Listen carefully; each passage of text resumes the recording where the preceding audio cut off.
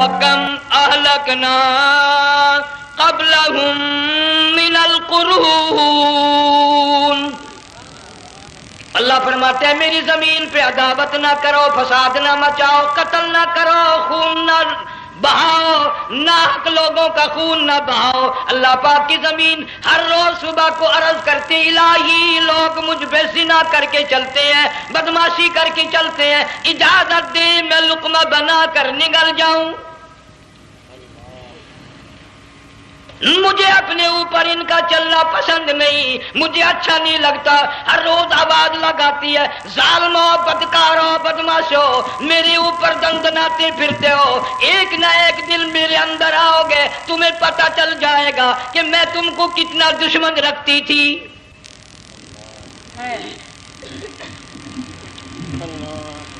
آج لوگ آزاد ہو گئے، جو کسی کی سمجھ میں آتا ہے وہی بکتا ہے، جو سمجھ میں آتا ہے وہی کرتا ہے.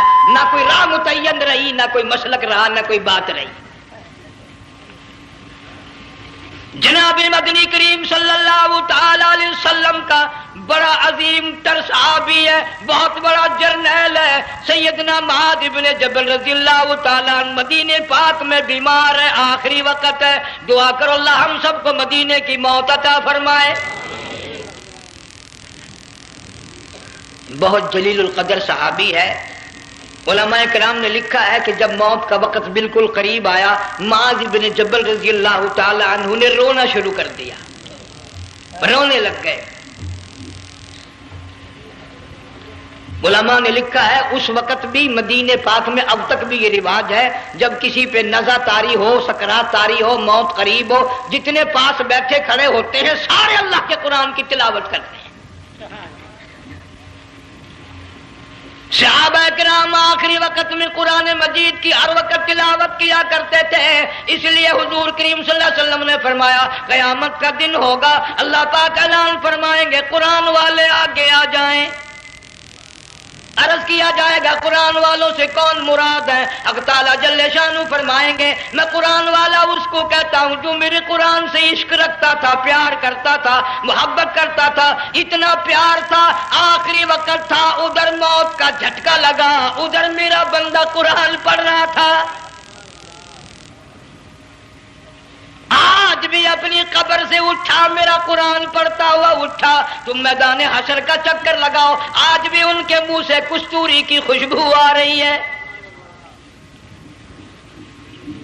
معاذ بن جبل رضی اللہ تعالی عنہ قرآن مجید کی تلاوت فرماتے فرماتے رونے لگ گئے. کسی صحابی نے کہہ دیا موت سے ڈر کے رو رہے ہو، موت سے ڈر گئے؟ فرمایا نہیں. پھر کیوں روئے؟ صحابی کہتا ہے میرے دل کی تمنا میرے دل میں رہی، میری آرزو پوری نہ ہو سکی، میری حسرت پوری نہ ہوئی، میرا ذوق پورا نہ ہوا، میرا شوق پورا نہ ہوا. میری تمنا تھی گرمی کا موسم ہو، رمضان کا مہینہ ہو، میں روزہ دار ہوں، جہاد فی سبیل اللہ ہو، کفر اسلام کا مقابلہ ہو، میں کئی کافروں کو قتل کر دیتا، پھر کافر بھی اکٹھے ہو کر مجھ پہ ٹوٹ پڑتے، میرا ناک کاٹ لیتے، میری زبان کاٹ لیتے. میں اللہ کی حضور میں جاتا، اللہ مجھ سے پوچھتا معاذ دنیا سے کیا لایا؟ میں عرض کرتا الہی بولوں کیسے، زبان بھی تیری نام پہ کٹا کے آیا ہوں. اور روزہ رکھ کر آیا ہوں، نیت یہ ہے کہ تیرے محبوب کے حوض کوثر کے پانی سے روزہ افطار کروں گا. ان اللہ والوں کی یہ موت تھی. مالک بن دینار رحمت اللہ علیہ ایک عجیب نوجوان کا واقعہ تحریر فرماتے ہیں. گرمی تھی، دوپہر تھی، سورج اپنی شباب پہ تھا، بڑی سخت گرمی تھی. میں نے ایک نوجوان کو دیکھا، وہ پیروں سے معذور ہے، دونوں پیر نہیں ہیں، ہاتھوں کے بل زمین پہ گھسٹ گھسٹ کے چل رہا ہے، اور گلے میں کرتا بھی نہیں، سامان کوئی نہیں، سواری کوئی نہیں، کھانے پینے کا انتظام کوئی نہیں. مالک بن دینار رحمت اللہ علیہ فرماتے ہیں میں نے اس نوجوان سے پوچھا کہ تو کہاں سے چلا اس حالت میں؟ کہنے لگا میں بلخ بخارے سے چلا ہوں. تجھے یوں ہی ہاتھوں کے بل گھسٹتے چلتے کتنا عرصہ گزر گیا؟ نوجوان کہنے لگا اللہ والے 7 برس ختم ہو کر 8واں لگ چکا ہے. اس حالت میں کہ جی ہاں اسی حالت میں. تیرا کھانا پینا. جوان کہنے لگا والذی ہوا یطعمنی ویسقین وَإِذَا مَرِضْتُ فَهُوَ يَشْفِينِ. اللہ ہی کھلاتا ہے, وہی پلاتا ہے, بیمار ہو جاتا ہوں وہی تندرستی عطا کرتا ہے. اور نوجوان دوپہر بڑی سخت ہے, گرمی بڑی سخت ہے, میرے یہاں دوپہر کو آرام کر لے, قیام کر لے, کچھ دیر ٹھہر جا, آج میرے یہاں قیام کر لے. نوجوان رونے لگا اور کہنے لگا مالک بن دینار, یہ 2-4 منٹ جو تیری ساتھ باتوں میں میرے خرچ ہو گئے, مجھے ان کا ہی بڑا دکھ ہے. میں اور اپنی اس معذوری میں ہاتھوں کے بل 2-4 گز گھسٹ کر اور اپنے رب کے قریب ہو جاتا. یہ جو تیری ساتھ بات کرنے میں تھوڑا سا وقت خرچ ہو گیا, مجھے اس کا ہی بڑا دکھ ہے. ارے تو تھک گیا ہوگا. جوان کہتا ہے تیرے دیوانے مگر چلنے سے رک سکتے نہیں, تیرے دیوانے مگر چلنے سے رک سکتے نہیں, پاؤں تھک جاتے ہیں دل ان کے کبھی تھکتے نہیں. میرے سامنے تھکنے کا نام نہ لو, میرے دل میں عشق کی آگ جلی ہوئی ہے, سوز و گداز کا سمندر طوفان برپا کر رہا ہے. میں نہیں تھکنا جانتا, میرے یہاں نیند کا سوال نہیں, آرام کا سوال نہیں, میں تو گھسٹ گھسٹ کر رب کے دربار میں حاضر ہوا چاہتا ہوں. پوچھا کہ جا کہاں رہے ہو؟ کہنے لگا بیت اللہ کی زیارت کے لیے چلا, روز رسول اللہ صلی اللہ علیہ وسلم کی زیارت کے لیے چلا. کھانا پینا کچھ نہیں کہ نہیں, بس کہ منتظر ہوں اس گھڑی کا کہ کب وہ وقت آئے اور کب میں جا کر یوں کہوں کہ اے مدینے کی مہاجر سبز گنبد کے مکی, اے مدینے کے مہاجر سبز گنبد کی مکی, عرش ہے تیرے قدم کے فیض سے یہ سرزمین. کب وہ وقت آئے, کب میں مدینے کی گلیوں کو دیکھوں, کب آب و ہوا کو دیکھوں, کب مدینے کی بہاروں کو دیکھوں, کب گنبد خضرا پہ میری نگاہ پڑے, میرے دل کی تسلی ہو جائے. عاشق لوگ یوں ہی کیا کرتے ہیں. دیہات کی ایک عورت آئی رسول اکرم صلی اللہ علیہ وسلم کی وفات شریف کے بعد, اور آ کے کہنے لگی بہن عائشہ رضی اللہ تعالیٰ عنہا, میں نے سنا ہے سرکار کی وفات شریف ہو گئی, کیا کہاں دفن کیا کہ اس حجرے میں؟ کہنے لگی مجھے دروازہ کھول کر قبر کی زیارت تو کرا دے. عورت صاحب دیہات کی رہنے والی چوکٹ پہ کھڑی ہو کے کہنے لگی آقا جب بھی آتی تھی زبان تیری ہوتی تھی, قرآن خدا کا سنتی تھی, مسائل پوچھتی تھی, زیارت کرتی تھی, اب یہ زندگی اچھی نہیں لگتی, میں تیرے قدموں میں مرنا چاہتی ہوں. علماء نے لکھا ہے ایک چیخ ماری, چوکٹ پہ گر کر جان دے دی.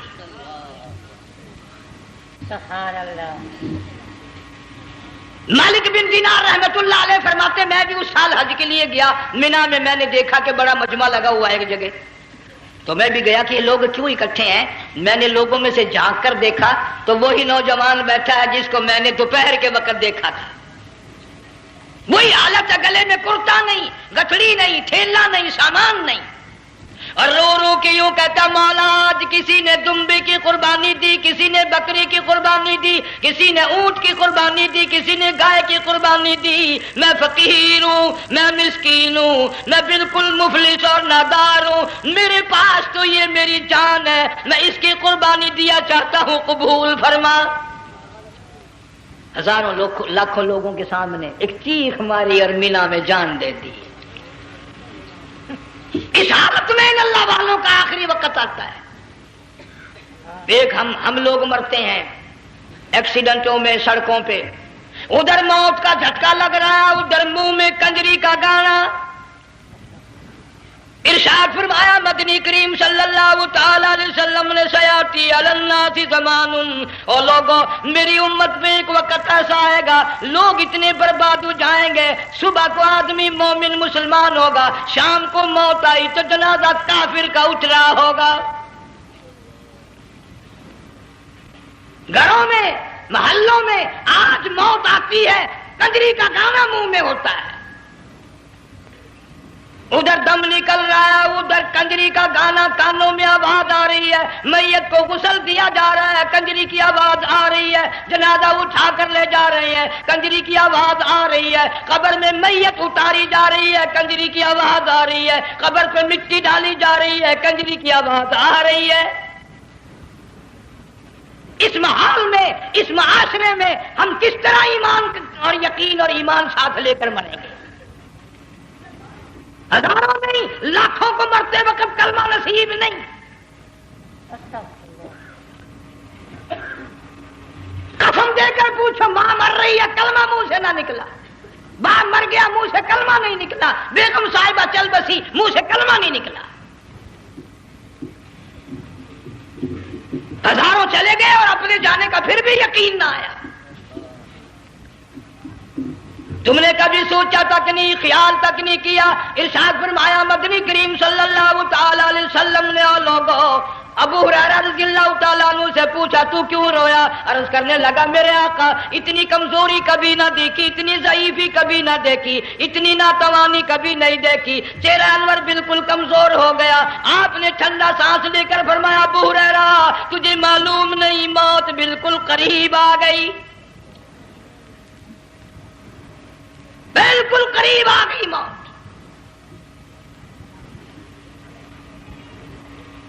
تیری ایک انگلی پکڑ کر اگر کوئی مروڑ دے کتنا دکھ ہوگا، درد ہوگا، ہائے ہائے ہائے۔ جنگ والوں کبھی تم نے سوچا نہیں 360 رگیں ٹوٹیں گی کیا حال بنے گا،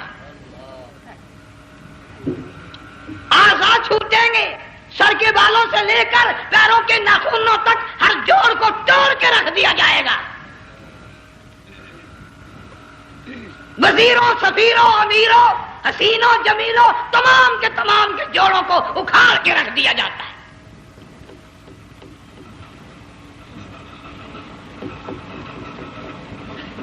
پروگرام تک نہیں مرد عورتوں کا کہ یہ دنیا کسی کی نہ بنی، قبر میں آخر جانا ہی جانا ہے۔ علماء کرام نے لکھا ہے کہ حضرت عیسیٰ علیہ السلام کے پاس لوگ آئے اور کہنے لگے نئی نئی قبروں سے مردے زندہ کر کے دکھاتے ہو، آؤ ہم ایک پرانی قبر پہ لے کے چلتے ہیں، مردہ زندہ کر کے دکھاؤ۔ عیسیٰ علیہ السلام تشریف لے گئے، فرمایا کم باذن اللہ، ایک نوجوان زندہ ہو کر قبر سے نکل کر سامنے آ کر کھڑا ہو گیا۔ عیسیٰ علیہ السلام نے پوچھا تو کون ہے؟ وہ کہنے لگا میرا نام سام ہے، میں حضرت نوح علیہ السلام کا بیٹا ہوں۔ تو پیغمبر کا دماغ تو پیغمبر کا ہوتا ہے نا۔ فرمایا تجھے تو بڑا عرصہ قبر میں گزر گیا، کتنے ہزار سال قبر میں گزر گئے؟ کہ جی ہاں۔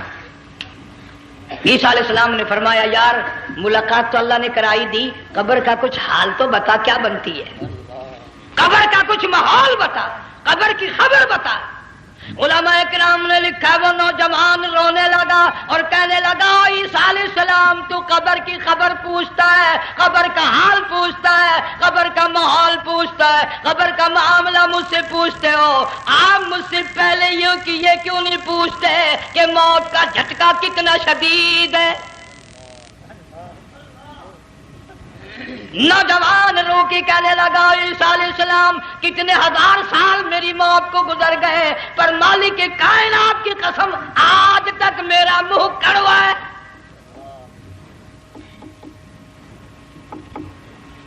اس لیے جنگ والوں لمبی چوڑی بات کہنے کا وقت نہیں، حالات نہیں، میں تو تمہیں اتنا سا پیغام دینے آیا، کھانے پینے کا زمانہ ہے، میں جانتا ہوں تم کیلے کھاتے ہو، تمہیں کیلے کا ذائقہ معلوم ہے، امرود کا ذائقہ تم کو معلوم ہے، انار کا ذائقہ تمہیں معلوم ہے، انگور کا ذائقہ معلوم ہے، انناس کا ذائقہ معلوم ہے، آم کا ذائقہ معلوم ہے، ہزاروں پھلوں کے ذائقے تمہیں معلوم ہے، ہزاروں مٹھائیوں کے ذائقے تمہیں معلوم ہے، ہزاروں بیکری کی چیزوں کے ذائقے تمہیں معلوم ہے، ہزاروں شربتوں کے ذائقے معلوم ہے، پر تم نے جنگ والوں کبھی بھی قبرستان میں جا کر قبر والوں سے یہ نہیں پوچھا او قبر والوں ذرا بتاؤ تو صحیح موت کا ذائقہ کیسا ہے؟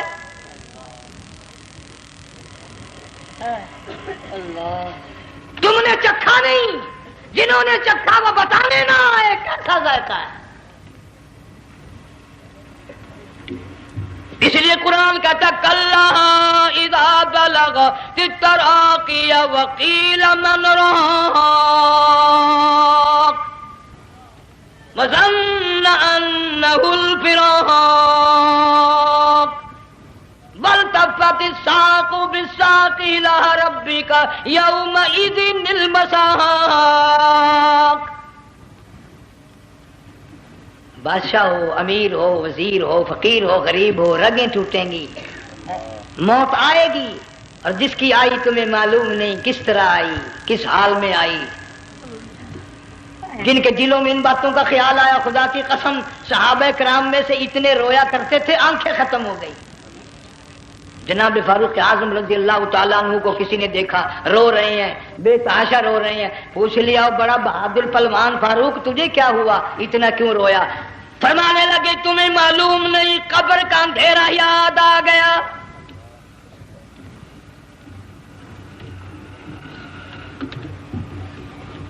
ایک 1,29,000 صحابہ کرام اس آخرت کے لیے قربانیاں دیتے آئے، اولاد کی قربانی دی، مال کی قربانی دی، جان کی قربانی دی، جو کرنا پڑا وہ کر گزرے، لیکن محمد عربی صلی اللہ علیہ وسلم کا دامن نہ چھوڑا. اسی لیے ہر سال اللہ پاک جل شانہ نے اس امت کو یہ موقع دیا کہ سنت خلیل پہ عمل کرتے کرتے قربانیوں کی یاد تازہ ہو جائے، قربانیوں کی یاد تازہ ہو جائے. قرآن کریم میں جا بجا ابراہیم علیہ السلام کا اللہ پاک نے ذکر خیر فرمایا، یوں فرمایا ہم نے ان کے بڑے امتحان کیے، بڑی آزمائش کی، وہ ساروں میں کامیاب ہوئے. تم ہر وقت اللہ سے یہ دعا کیا کرو اللہ ہمیں امتحان میں نہ ڈالے، آزمائش میں نہ ڈالے، ہم امتحان کے قابل نہیں. یہ ہمارے جو امتحان ہوتے ہیں ان میں نقل ماری جاتی ہے، تو اللہ امتحان لے گا تو نقل کیسے ماریں گے، کیسے کام چلے گا؟ جناب ابراہیم علیہ السلام کو اللہ پاک نے ہزاروں امتحان میں مبتلا کیا، ہزاروں آزمائشیں کی، فَأَتَمَّهُنْ سب میں کامیاب گیا، سب میں پاس نکلا. ایک آزمائش ایسی بھی آئی اللہ کی توحید کی وجہ سے، شرک کو مٹانے کی وجہ سے ابراہیم علیہ السلام کا سارا مصر فلسطین دشمن بن گیا. حضرت سارہ کو ساتھ لے کر چل دیے، ایک بیوی ساتھ ہے اکیلا دم میں. یہاں تو لوگ محلوں میں شہروں میں کہتے ہیں جی میں اکیلا ہی ہوں، میں کیا کروں. اگر خلیل کہتا کہ میں اکیلا ہوں تو آج قرآن میں اس کا ذکر خیر کیسے ہوتا؟ پرواہ نہ کی، وہ کہتا میرے لیے میرا اللہ کافی ہے. کون کہتا ہے میں اکیلا ہوں، میری ساتھ تو اللہ ہے. مصر سے گزرنے لگے، بادشاہ کے ملازموں نے بادشاہ کو جا کے بتایا بڑی خوبصورت عورت گزر رہی ہے تیرے حلقے سے، بہت بڑی خوبصورت عورت ہے. کہ ملازم پکڑ کے لے کے چلے تو عورت ساتھ ہے، حضرت سارہ رونے لگ گئی. خلیل میرا کیا بنے گا؟ پیغمبر کو اللہ کی ذات پر بڑا یقین ہوتا ہے، فرمایا پرواہ نہ کر، میری آبرو میرے مولا کی آبرو ہے، چاہے جہاں چلی جا میری عزت کی حفاظت میرا اللہ کرے گا. فرمایا فاللہ خیر حافظا وہو ارحم الراحمین.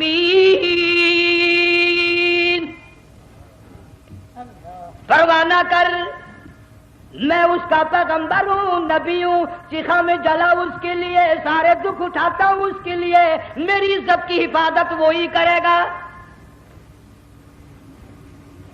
محل میں جا کر حضرت سارہ کو بند کر دیا. بادشاہ نے بلوایا ہے عزت لوٹنے کے لیے، بادشاہ نے پکڑوا کر منگوایا ہے آبرو برباد کرنے کے لیے.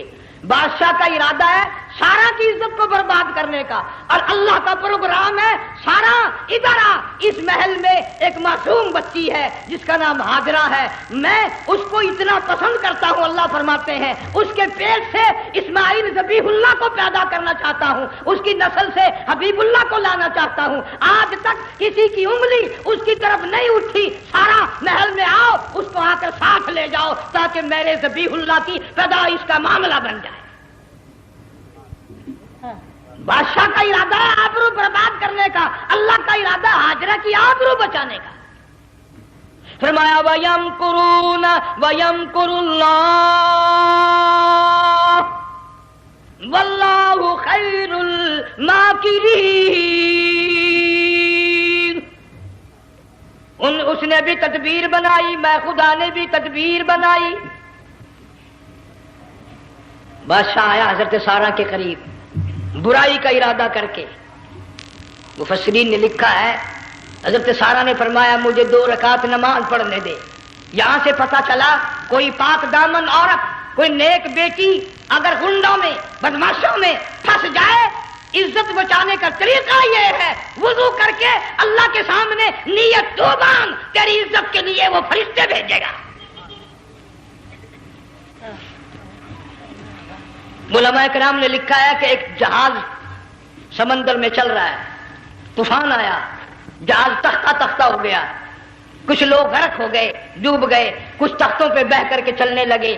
ایک عورت گود میں بچہ ہے، ایک حبشی نوجوان دوسرے تختے پہ بیٹھا ہوا جاتا ہے۔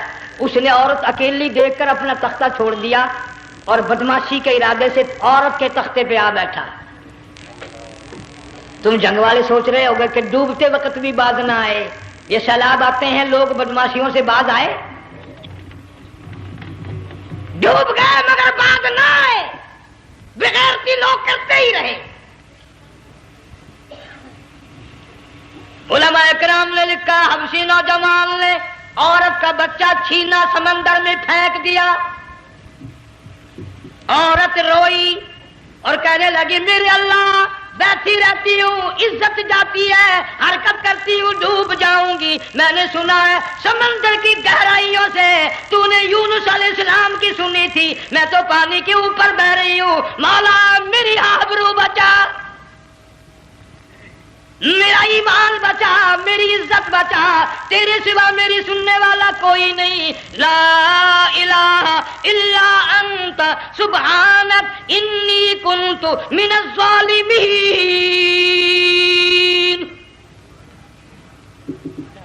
علماء نے لکھا ہے کہ ایک گردن سی نمودار ہوئی پانی میں سے اور حبشی نوجوان کو ایک ہی لقمہ بنا کر لے گئی۔ وہ تو ہر جگہ سنتا ہے، پکارنے والا بے بس بے کس ہو کر جب اس کو پکارتا ہے وہ ہر جگہ انداز پہنچاتا ہے، وہ ہے جو موجود ہر جگہ۔ عورت بہتی بہتی کنارے جا لگی، ایک جہاز قریب آیا، دوپٹے کا اشارہ کر کے اس کو بلایا۔ جہاز میں جب سوار ہوئی تو دیکھتی کیا ہے، ایک نوجوان کی گود میں اس کا وہ بچہ جو سمندر میں پھینک دیا تھا بیٹھا ہوا کھیل رہا ہے۔ ٹوٹ پڑی میرا بچہ ہے۔ لوگوں نے کہا تیرا کہاں سے آیا؟ ماجرا سنایا، اس طرح ہوا۔ جہاز کے کپتان نے کہا ہم جہاز لے کر آ رہے تھے، غیب سے آواز آئی جہاز ادھر کو لے آؤ ورنہ ڈبو دیے جاؤ گے۔ ہم جب جہاز وہاں لے کر پہنچے تو دیکھتے کیا ہے کہ ایک جانور کی پیٹھ پہ یہ بچہ بیٹھا ہوا کھیل رہا تھا۔ عزت بھی بچی، ایمان بھی بچا، بچہ بھی بچا، اور کوئی بچانے کے لیے تدبیر کرے جبھی نا۔ حضرت سارہ نے نماز پڑھ کر بددعا کر دی، بادشاہ کے سارے بدن میں درد ہونے لگا۔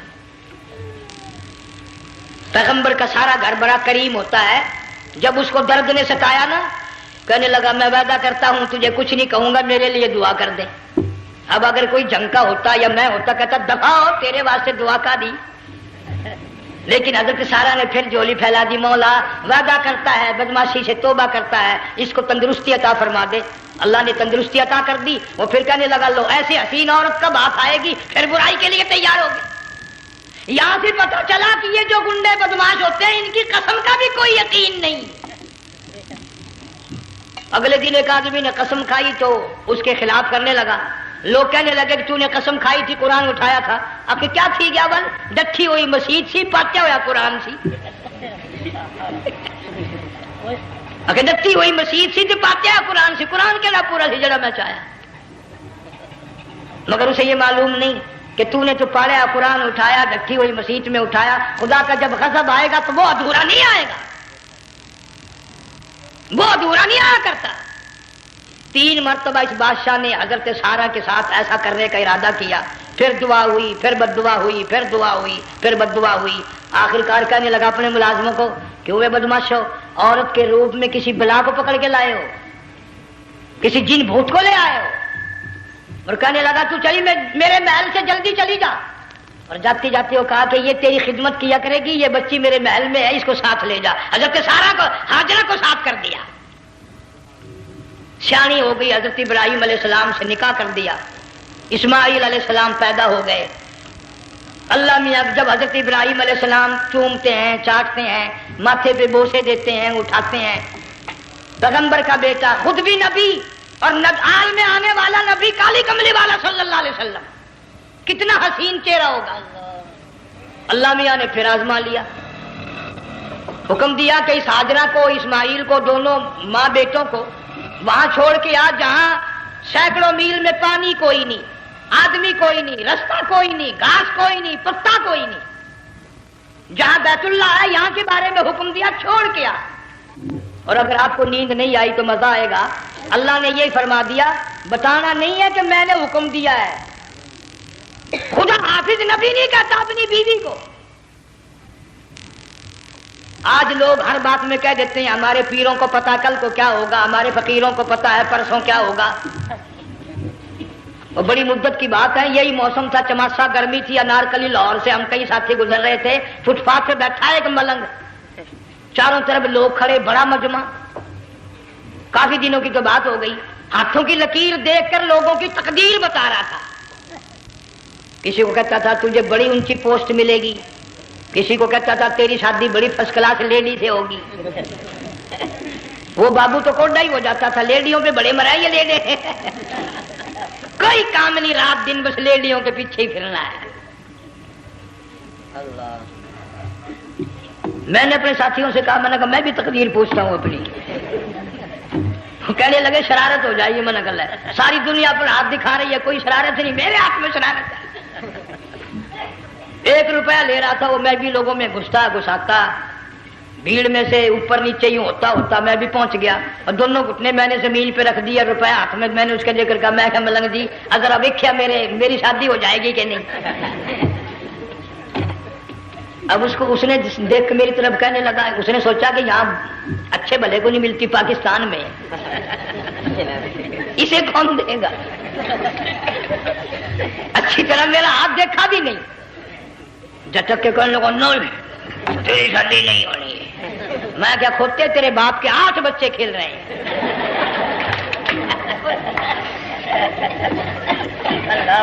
یوں ہی عقیدے بگڑ جاتے ہیں لوگ۔ ہمارے پیر کو پتا، فقیر کو پتا، کسی کو پتا نہیں ہے، کوئی نہیں جانتا۔ فرمایا وما تدری نفس ماذا تکسب غدا، کوئی نہیں جانتا کل کیا ہو جائے گا۔ وما تدری نفس بأي أرض تموت، کوئی نہیں جانتا زمین کے کس ٹکڑے پہ موت آئے گی۔ ان اللہ علیم خبیر، ایک اللہ کی ذات جانتی ہے۔ حضرت ہاجرہ اسماعیل علیہ السلام کو چھوڑ کر چل دیے، نہ خدا حافظ کہا، نہ کوئی تسلی دی، تھوڑی سی کھجوریں، تھوڑا سا پانی، ختم ہو گیا۔ ابراہیم علیہ السلام جب دور نکل گئے تو حضرت ہاجرہ نے دیکھا یہ تو چلے گئے، کھڑی ہو کر آواز دی، اے میرے ابراہیم۔ مڑ کر نہیں دیکھتے۔ جنگ والوں، اللہ کا پیغمبر اللہ کی اجازت کے بغیر اپنی بیوی کی طرف نہیں دیکھتا، گھر والی کی طرف نظر اٹھا کر نہیں دیکھتا۔ ایک تم ہو، چٹی داڑھی، بڑھے پا، کالے برقعے والی نظر آ جائے نا، آگے بھاگ کر بڑے نہیں آتے ہیں، کہاں جانا چاہتی ہیں آپ؟ تیری ماں لگتی ہے آپ چلی جائے، تو یہ کیا ہوا؟ یہ کالے برقعے پہ مرتے مرتے مرتے مرتے مری گئے۔ ایسا عجیب تماشا۔ وہ لاہور پلیٹ فارم پر پھر رہی تھی نا ایک لیڈی برقع اوڑے، آ گیا ایک لیڈا، کہنے لگا سیب نہ پلاؤں، نے کہا لے آئے، نے کہا واہ کام بن گیا، اس نے منپ لے آیا۔ تھوڑی دیر کے بعد کہنے لگا میرے خیال میں کوئی پھینٹا بھی ہو جائے، نے کہا لے آئے، نے کہا سبحان اللہ پکا کام ہو گیا۔ اسے منپ بھی پی لی، پھینٹا بھی ڈکار گئی۔ تھوڑی سی دیر کے بعد کہنے لگا سیب لے آؤں، وہ لے ہی آیا سیب، کیا آپ کے لیے میں سیب لایا ہوں آپ کھائیں؟ کہنے لگی نہیں آپ کھائیں۔ اس نے سوچا اوہ میری بھی محبت ہو گئی ہے، سیب کھانے کے لیے مجھے بھی کہہ رہی ہے۔ جب اس نے اصرار کیا نا کہ میں تو تیرے لیے لایا ہوں، کھا تو صحیح، کہنے لگی کیسے کھاؤں، میرے منہ میں دانت ہی نہیں ہے۔ اب پتا چلا اسے کہ صبح سے میں تو پرانے پپی کے پیچھے پھر رہا تھا۔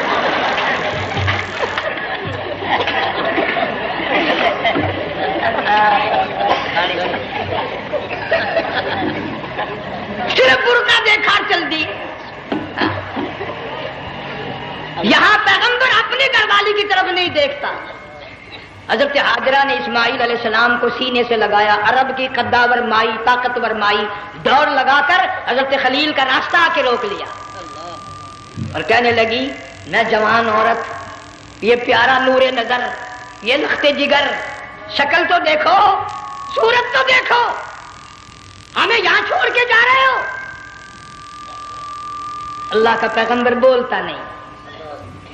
پتہ چلا پیغمبر اللہ کی اجازت کے بغیر سانس نہیں لیتا، آنکھ کا اشارہ نہیں کرتا۔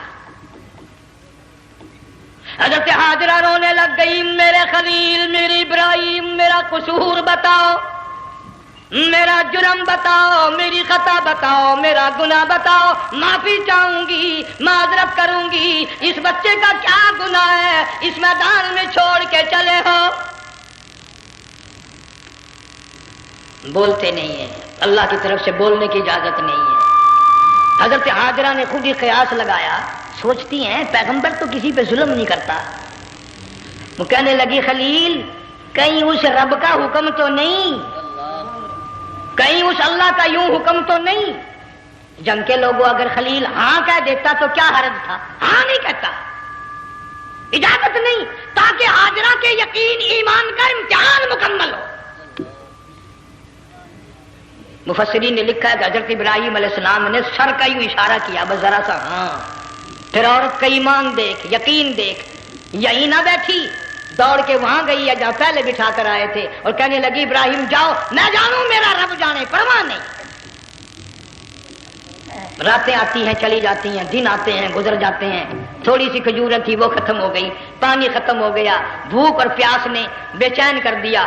اسماعیل علیہ السلام کی اتنی لمبی زبان باہر نکلا، دو پتھر کھڑے کر کے اوپر ایک پتھر رکھ کر چھاؤں بنائی، اس کے نیچے لٹا دیا اور پھر چکر لگایا، کبھی صفا پہاڑی پہ چڑھتی ہے، کبھی مروہ پہاڑی پہ چڑھتی ہے، کبھی اترتی ہے اور ڈھلوان میں سے بھاگ کر چلتی ہے جب اپنا بچہ نظر نہیں آتا۔ سارے کہہ دو اللہ بڑا بے نیاز ہے، اللہ بڑا، زور سے کہو اللہ بڑا۔ کسی کے 500 سال کے سجدے رد،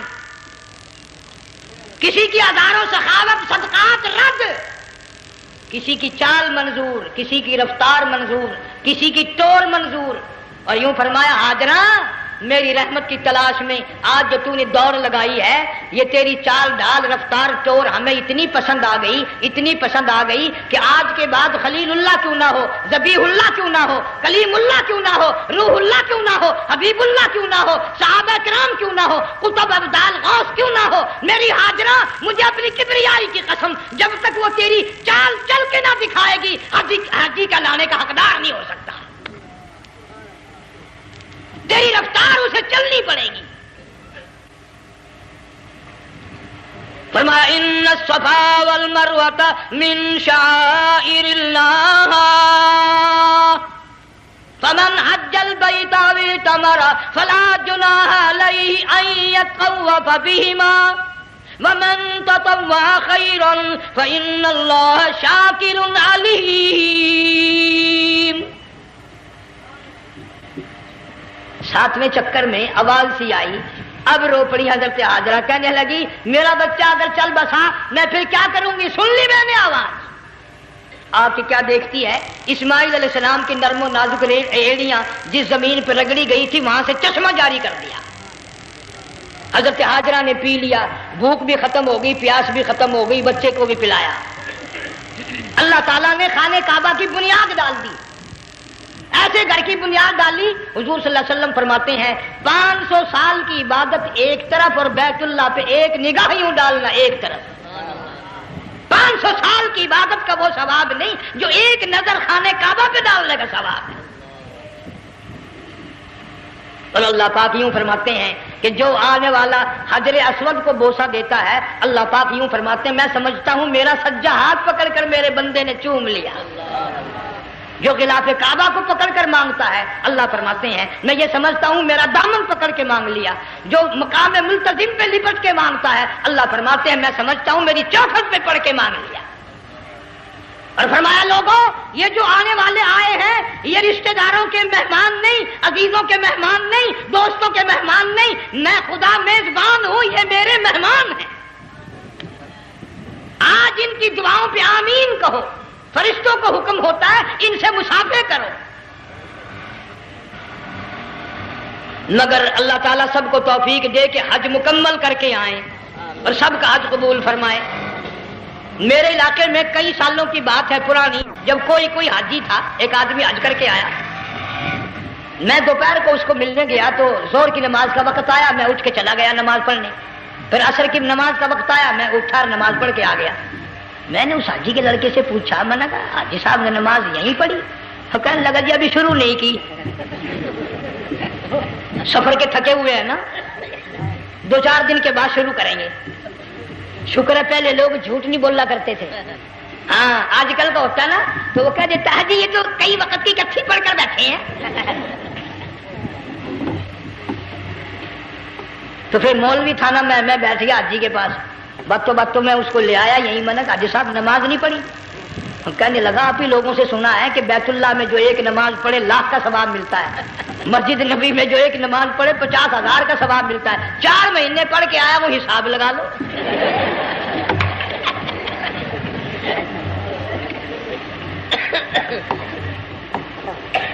مسائل سیکھتے نہیں، ارکان اور آداب بیت اللہ کے سیکھتے نہیں۔ ڈی سی کے دفتر میں اگر جانا ہو کئیوں سے پوچھے کیسا جاؤں، کس طرح درخواست دوں، کیسے کہوں، کیسے کھڑا ہوں، کیسے بیٹھوں، کیا عرض کروں، اور اللہ کے دربار میں ہم جاتے ہیں اور سیکھ کرنے جاتے ہیں۔ یہ خوف نہیں کہ اگر بے ادبی ہوگی تو مارا جاؤں گا۔ اللہ تبارک و تعالیٰ جل شانہ نے اسماعیل علیہ السلام کی نرم و نازک ایڑیوں سے بنیاد ڈال کر خانہ کعبہ کی، اللہ نے ہمیں یہ کعبہ دیا، گناہوں کی معافی مانگنے کے لیے وہاں جاؤ، اللہ تبارک و تعالیٰ کے دربار میں حاضر ہو کر مانگنے کے لیے یہاں جاؤ۔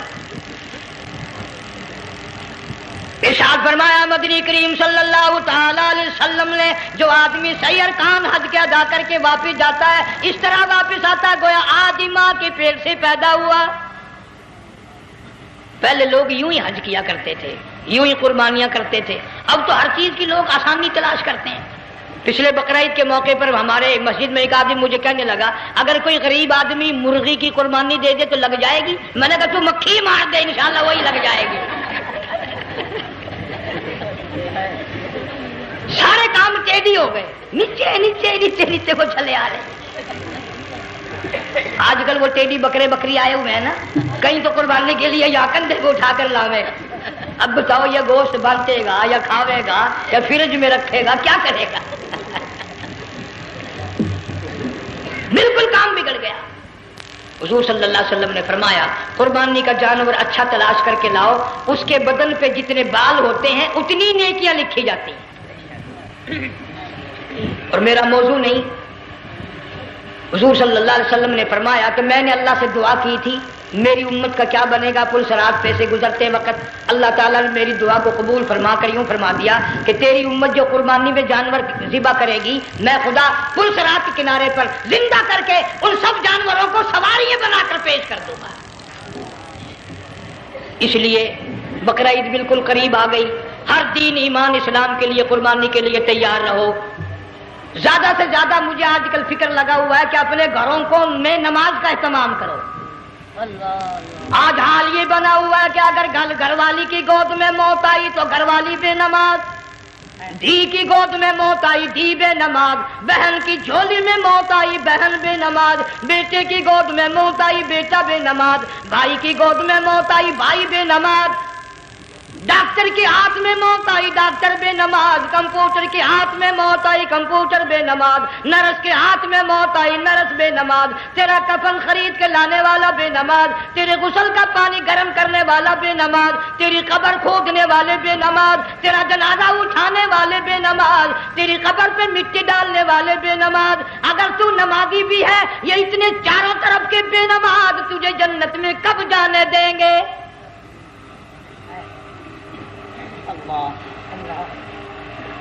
اس بچی کا فکر کیوں نہیں کرتا؟